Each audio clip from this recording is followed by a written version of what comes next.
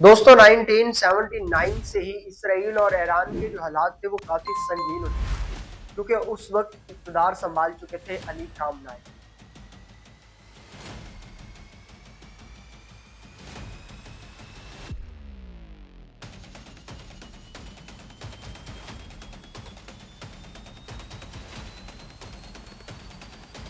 अली खामनाई से पहले अली रजा का दौर था और अली रजा के दौर में हालात काफी कंट्रोल में थे, लेकिन जैसे ही अली खामनाई का दौर शुरू होता है, हालात संगीन से संगीन तर होने शुरू हो जाती है। दरअसल ईरान वहाँ एक मिड एरिया है और ईरान एक ऐसा मुल्क है जो हर मुसलमान कंट्री को सेल्फ डिफेंस देने के लिए हर वक्त तैयार रहता है। आने वाले दौर में हमने देखा कि कभी कभार इसराइल और ईरान के मामला इतने संगीन हो रहे थे कि अपने ऊपर मिसाइल फेंके।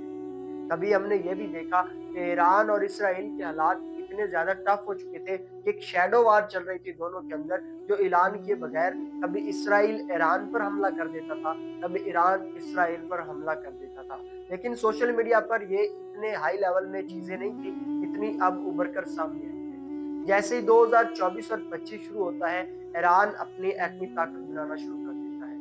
जैसे ईरान अपनी एटमी ताकत के लिए उभरता है और न्यूक्लियर की तैयारी करता है, वैसे वैसे ईरान के खिलाफ इसराइली ममालिक, यूरोपीय ममालिक, अमेरिका खास तौर पर उभर कर खुला दुश्मन बन के सामने आ जाता है। क्योंकि डोनाल्ड ट्रंप का ये नजरिया है कि यहाँ पर भी हम अपना अड्डा बनाएं और हर जगह पर अपने ही सफारती खाने खोले, लेकिन ईरान उन्हें बिल्कुल साफ जवाब देता है। इसके बाद अब ये जंग शुरू होती है, जिसमें मुख्तलिफ हलाकतें हो चुकी हैं। अगर हम ये सोचे कि ईरान एक छोटा मुल्क है, तो ये हमारे लिए हमारी सोच छोटी है, लेकिन उनका हौसला, उनका जज्बा बहुत बड़ा है।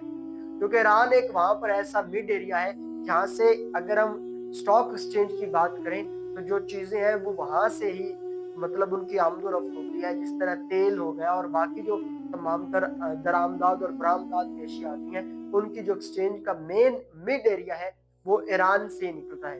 ईरान बॉर्डर से ही चीजें ममालिक के अंदर इंपोर्ट एक्सपोर्ट होती है। ईरान बॉर्डर ही सबसे मेजर जो है वो कह लें कि आप रीढ़ की हड्डी माना जा रहा है।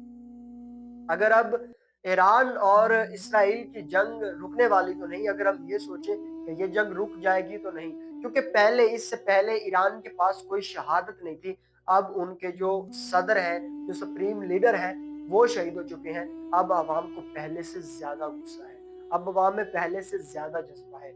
अगर अल्लाह करे कि वहां पर अगर ईरान अपना न्यूक्लियर बनाने में कामयाब हो जाती है और अपने आप को मजीद एटमी ताकत में आगे लेकर आती है, तो एक मुल्क ही काफी होगा सबको वहां पर सपोर्ट करने के लिए। चाहे फिर सऊदी अरब पर बात आए, चाहे इराक पर बात आए, चाहे शाम पर बात आए, कुवैत पर आए, बर्मा पर आए, चाहे फिर हत्ता के फलस्तीन पर भी बात आए, तो ईरान कभी भी नहीं रोकेगा अपने न्यूक्लियर को। वो फिल फौर होके फेंक देगा उस मुल्क पर जो भी इनके ऊपर हमला करेगा।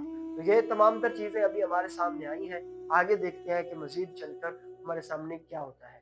ऐसी डॉक्यूमेंट्रीज वीडियोस देखने के लिए मुझे दीजिए इजाजत। मिलते हैं एक अच्छी और नई वीडियो के साथ। अब तक अपना ख्याल रखिएगा। अल्लाह हाफिज।